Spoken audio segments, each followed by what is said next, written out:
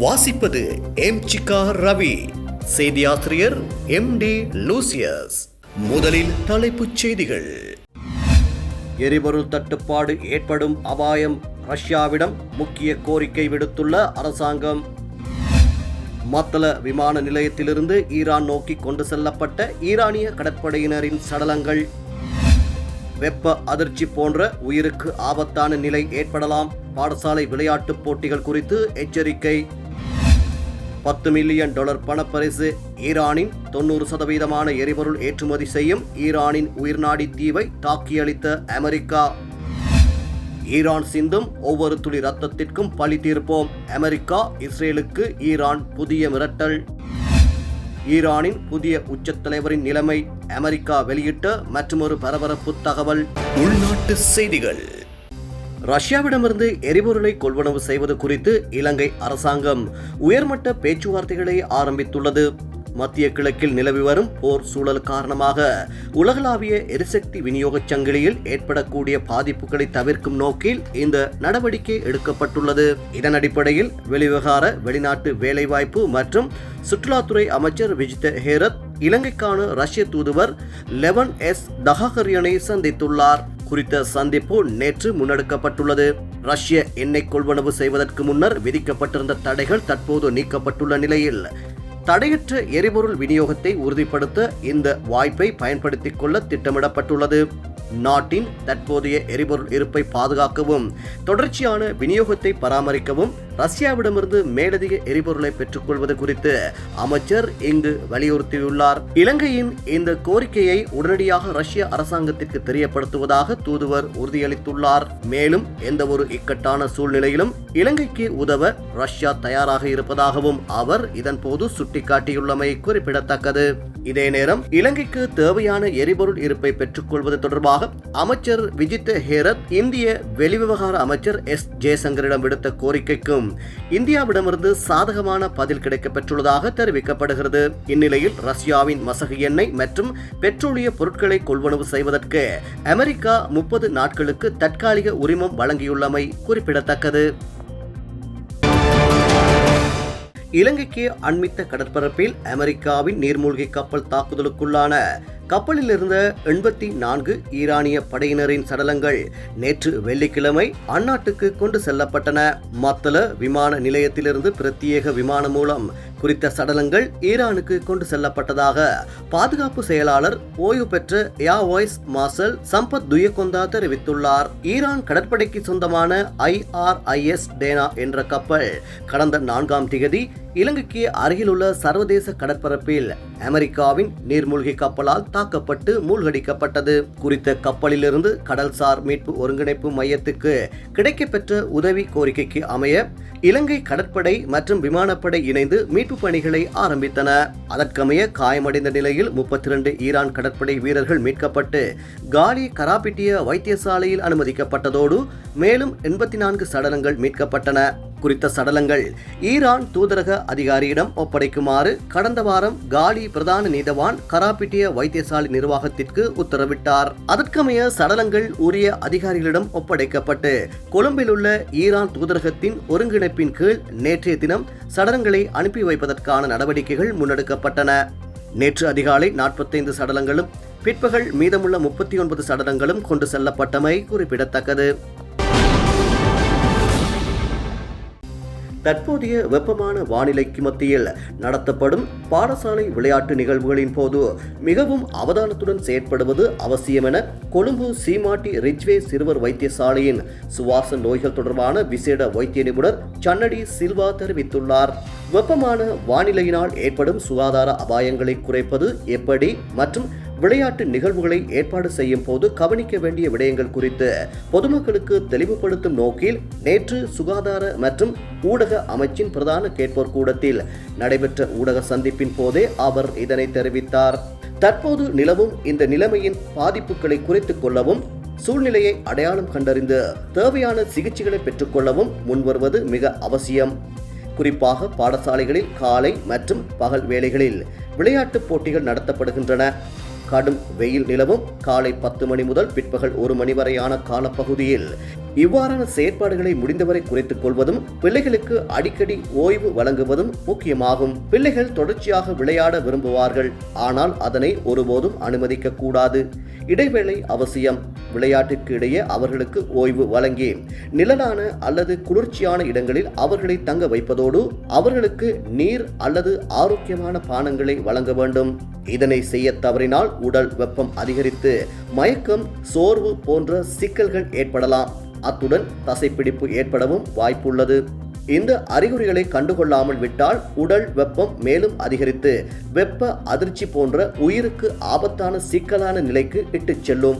ஒரு பிள்ளைக்கு மயக்கம், சோர்வு, தலைச்சுற்று அல்லது குழப்பமான நிலை ஏற்பட்டால் உடனடியாக அவரை வெயில் உள்ள இடத்திலிருந்து அகற்றி குளிர்ச்சியான இடத்திற்கு அழைத்துச் செல்லுங்கள். நீர் அருந்த முடியுமானால் அதனை வழங்கவும். நிலைமை தொடருமானால் தாமதிக்காது அருகிலுள்ள அரசு வைத்தியசாலைக்கு அழைத்துச் செல்வது அவசியமாகும் என அவர் தெரிவித்தார். வெளிநாட்டு செய்திகள். ஈரானின் புதிய உச்சத்தலைவர் முஜ்தபா கமேனி மற்றும் அந்நாட்டின் இஸ்லாமிய புரட்சிகர பாதுகாப்பு படையின் உயர்மட்ட தலைவர்கள் பற்றிய தகவல்களை வழங்குபவர்களுக்கு $10 மில்லியன் வரை நிதி வெகுமதி வழங்க அமெரிக்க ராஜாங்க திணைக்களம் தீர்மானித்துள்ளது. அதேபோல் ஈரானுக்கு எதிராக அமெரிக்காவும் இஸ்ரேலும் இணைந்து முன்னெடுக்கும் போருக்காக மேலதிக படைகள், கரையோர பாதுகாப்பு சிப்பாய்கள் மற்றும் கடற்படை கப்பல்களை மத்திய கிழக்கிற்கு அனுப்பவும் அமெரிக்கா தீர்மானித்துள்ளது. இதேவேளை ஈரானின் பிரதான கச்சா எண்ணெய் ஏற்றுமதி முனையமாக கருதப்படும் கார்க் தீவு மீது அமெரிக்கா குண்டுவீச்சு தாக்குதலை நடத்தியுள்ளது. கார்க் தீவில் உள்ள ஒவ்வொரு இராணுவ இலக்குகள் மீதும் தாக்குதல் நடத்தியுள்ளதாக அமெரிக்கா உறுதிப்படுத்தியுள்ளது. சுமார் 5 மைல் நீளம் கொண்ட இந்த சிறிய தீவு ஈரான் கடற்கரையிலிருந்து சுமார் 15 கடல் மைல் தொலைவில் அமைந்துள்ளது. கார்க் தீவு அந்நாட்டின் பிரதான கச்சா எண்ணெய் ஏற்றுமதி முனையமாக கருதப்படுவதுடன் இது ஈரானின் பெட்ரோலிய உயிர்நாடி என்றும் அழைக்கப்படுகிறது. ஈரான் தனது கச்சா எண்ணெய் ஏற்றுமதியில் 90% இந்த தீவின் மூலமே முன்னெடுக்கிறது. அத்துடன் ஈரானின் மிகப்பெரிய எண்ணெய் கொள்வனவாளரான சீனா இந்த தீவிலிருந்தே எண்ணெயை பெற்றுக் கொள்கிறது. எனவே கார்க் தீவு மீது நடத்தப்படும் எந்த ஒரு தாக்குதலும் ஈரானிய பொருளாதாரத்தில் பாரிய தாக்கத்தை ஏற்படுத்தும் என வெளிநாட்டு ஊடகங்கள் தெரிவிக்கின்றன. கார்க் தீவு மீதான தாக்குதல் குறித்து கருத்து தெரிவித்துள்ள அமெரிக்க ஜனாதிபதி டொனால்ட் ட்ரம்ப், அமெரிக்க படைகள் கார்க் தீவின் இராணுவ இலக்குகளை தாக்கினாலும் எண்ணெய் ஏற்றுமதி தீவுகள் மீது தாக்குதல் நடத்துவதை தவிர்த்துக் கொள்வதாகவும் குறிப்பிட்டுள்ளார்.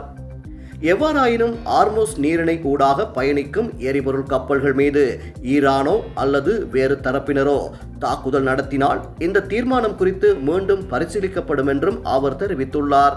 இதேவேளை ஈரானின் எண்ணெய் மற்றும் எரிசக்தி கட்டமைப்புகள் மீது நடத்தப்படும் எந்தவொரு தாக்குதலுக்கும் பழிவாங்கும் நடவடிக்கையாக அமெரிக்காவுடன் ஒத்துழைக்கும் பிராந்தியத்தில் உள்ள எண்ணெய் நிறுவனங்கள் மீது தாக்குதல் நடத்தப்படும் என ஈரான் எச்சரிக்கை விடுத்துள்ளது. ஈரானின் பிரதான கச்சா எண்ணெய் ஏற்றுமதி மையமான கார்க் தீவின் இராணுவ இலக்குகள் மீது நடத்தப்பட்ட அமெரிக்க தாக்குதலுக்கு பதிலடியாக ஈரானிய ஆயுதப்படைகள் கூட்டு நடவடிக்கை கட்டளை பணியகம் விடுத்துள்ள அறிக்கையிலேயே இவ்வாறு தெரிவிக்கப்பட்டுள்ளது. வெளிநாட்டு செய்திகள். ஈரான் சிந்தும் ஒவ்வொரு துளி இரத்தத்திற்கும் பழி தீர்ப்போம் என அமெரிக்கா இஸ்ரேலுக்கு ஈரான் புதிய மிரட்டலை விடுத்துள்ளது. ஈரானின் 90% எண்ணெய் ஏற்றுமதியை கையாளும் கார்க் தீவு மீது அமெரிக்கா தாக்கியதை தொடர்ந்து இந்த மிரட்டல் விடுக்கப்பட்டுள்ளது. மத்திய கிழக்கில் உள்ள அமெரிக்காவுக்கு தொடர்புடைய அனைத்து எண்ணெய் மற்றும் எரிசக்தி கட்டமைப்புகளை தாக்கி அழித்து சாம்பல் மேடாக மாற்றுவோம் என ஈரான் எச்சரிக்கை விடுத்துள்ளது. இந்த மிரட்டல் விடுக்கப்பட்ட நிலையில் ஈராக்கின் பக்தாத்தில் அமைந்துள்ள அமெரிக்க தூதரக வளாகத்தில் ஹெலிகாப்டர் தளத்தின் மீது ஏவுகணை தாக்குதல் நடத்தப்பட்டுள்ளது. ஈராக் அரசாங்க நிறுவனங்கள் மற்றும் பல வெளிநாட்டு தூதரகங்கள் அமைந்துள்ள அதி உயர் பாதுகாப்பு வலயமான கிரீன் சோன் பகுதியிலேயே இந்த தாக்குதல் இடம்பெற்றுள்ளது. ஏவுகணை தாக்குதலை தொடர்ந்து அமெரிக்க தூதரக வளாகத்திற்குள் இருந்து கரும் புகை வெளியேறியுள்ளதாக தெரிவிக்கப்படுகிறது. எவ்வாறாயினும் இந்த தாக்குதல் அல்லது அதனால் ஏற்பட்ட சேதங்கள் குறித்து பக்தாத்தில் உள்ள அமெரிக்க தூதரகம் இதுவரை உத்தியோகபூர்வ அறிவிப்பு எதனையும் வெளியிடவில்லை. இதே நேரம் வடக்கு இஸ்ரேலை குறிவைத்து 1 மணி நேரத்திற்குள் 3 தொடர்ச்சியான ஏவுகணை அலைகளை ஈரான் தொடர்ந்துள்ளதாக அந்நாட்டு ஊடகங்கள் செய்தி வெளியிட்டுள்ளன. குறிப்பாக வடக்கு இஸ்ரேலின் கலிலி பகுதியில் உள்ள ஒரு கிராமத்தை ஈரானிய ஏவுகணை தாக்கியதில் 59 பேர் காயமடைந்துள்ளதாக தெரிவிக்கப்படுகிறது. இது தொடர்பில் வெளியான அறிக்கையின்படி வெள்ளிக்கிழமை அதிகாலை 1 மணி நேரத்திற்குள் வடக்கு இஸ்ரேலை குறிவைத்து நடத்தப்பட்ட ஈரானிய குண்டுவீச்சின் 3வது அலையின் ஒரு பகுதியாக இந்த தாக்குதல் நடத்தப்பட்டது. மற்றொரு சம்பவத்தில் ஐஃபா நகரின் கிரியாட் டியோன் பகுதியில் உள்ள ஒரு கட்டிடம் தாக்குதலால் சேதமடைந்ததாகவும் எவருக்கும் காயம் ஏற்படவில்லை என்றும் கூறப்படுகிறது. முன்னதாக இஸ்ரேலிய ராணுவம் ஒரு அறிக்கையில் மத்திய மற்றும் வடக்கு இஸ்ரேலில் ஈரானிய ஏவுகணைகளின் சரமாரியான தாக்குதலை இடைமறிக்க முயற்சிகள் மேற்கொள்ளப்பட்ட போது வான்வெளி தாக்குதல் சைரன் ஒலிகள் ஒலித்ததாக கூறப்படுகிறது. இஸ்ரேலும் அமெரிக்காவும் ஈரான் மீது ராணுவ தாக்குதலை நடத்தி வருகிறது. இதில் ஈரானிய உச்சத்தலைவர் அலி கமேனி மற்றும் பாதுகாப்பு அதிகாரிகள் உட்பட குறைந்தது 1332 பேர் கொல்லப்பட்டுள்ளனர். மேலும் 15,000க்கும் மேற்பட்டோர் காயமடைந்துள்ளனர். வெளிநாட்டு செய்திகள். ஈரானின் புதிய உச்சத்தலைவராக பொறுப்பேற்ற மொஜ்தபா கமேனி அமெரிக்க மற்றும் இஸ்ரேல் நடத்திய வான்வெளி தாக்குதலில் சிக்கி படுகாயமடைந்துள்ளதாக அமெரிக்க பாதுகாப்பு செயலாளர் தெரிவித்துள்ளார். கடந்த மார்ச் மாதம் 8ஆம் தேதி மொஜ்தபா தனது தந்தை அலி கமேனியின் மறைவுக்கு பிறகு ஈரானின் புதிய உச்சத்தலைவராக பொறுப்பேற்றார். இந்நிலையில் 12 நாட்களாக நீடித்து வரும் போரின் ஒரு பகுதியாக நடத்தப்பட்ட இந்த தாக்குதலில் மொஜ்தபா தனது ஒரு காலை இழந்ததோடு தற்போது கோமா நிலைக்கு சென்றுள்ளதாக அமெரிக்க பாதுகாப்பு செயலாளர் பீட் ஹெக்ஸெட் தெரிவித்துள்ளார். ஈரானின் கிழக்கு பகுதியில் உள்ள மசாத் நகருக்கு அருகே மொஜ்தபா கமேனி சென்று கொண்டிருந்த போது அவரது வாகனத்தை குறிவைத்து ஆளில்லா விமானங்கள் மூலம் இந்த தாக்குதல் நடத்தப்பட்டுள்ளதாக கூறப்படுகிறது. இதுகுறித்து பேசிய பீட் ஹெக்ஸெட், ஈரானின் புதிய தலைவரை தாக்குவதில் நாங்கள் வெற்றி பெற்றுள்ளோம். அவர் ஒரு காலை இழந்து உயிருக்கு போராடி வருகின்றார். ஈரானின் புரட்சிகர பாதுகாப்பு படை எவ்வளவு பலமான பாதுகாப்பை வழங்கினாலும் எங்களின் துல்லியமான தாக்குதலிலிருந்து எவரும் தப்பிக்க முடியாது என்பதற்கு இதுவே சாட்சி என்று தெரிவித்துள்ளார். மொஜ்தபா தற்போது டெஹ்ரானில் உள்ள சினா பல்கலைக்கழக மருத்துவமனையில் அனுமதிக்கப்பட்டுள்ளதாகவும் அங்கு அவருக்கு பலத்த பாதுகாப்புடன் தீவிர சிகிச்சை அளிக்கப்பட்டு வருவதாகவும் தகவல்கள் வெளியாகியுள்ளன. மொஜ்தபாவின் உடல்நிலை குறித்து ஈரான் இதுவரை அதிகாரப்பூர்வ தகவல் எதையும் வெளியிடவில்லை என்பது குறிப்பிடத்தக்கது. அதே நேரம் ஈரானின் புதிய உயர் தலைவர் காயமடைந்துள்ளதாகவும் ஆனால் அந்த காயத்திற்கு அமெரிக்கா காரணமா என்பது தெளிவாக தெரியவில்லை எனவும் அந்நாட்டின் துணை ஜனாதிபதி ஜேடி வான்ஸ் தெரிவித்துள்ளார். அமெரிக்காவின் வட கரோலினா மாகாணத்தில் செய்தியாளர்களிடம் பேசிய அவர் அங்கு நிலைமை மிக குழப்பமானதாக உள்ளது. அமெரிக்காவும் இஸ்ரேலும் பல இலக்குகளை தாக்கி வருகின்றன என்றார். மேலும் அவர் காயமடைந்திருக்கிறார் என்பது நமக்கு தெரியும். ஆனால் அந்த காயம் எவ்வளவு கடுமையானது என்பது இன்னும் தெளிவாக இல்லை என்றும் வான்ஸ் கூறியுள்ளார். இதற்கிடையில் அமெரிக்க ஜனாதிபதி டொனால்ட் ட்ரம்ப் கமேனி காயமடைந்திருக்கலாம், ஆனால் ஏதோ ஒரு நிலையில் உயிருடன் இருக்கக்கூடும் என்று தெரிவித்துள்ளார்.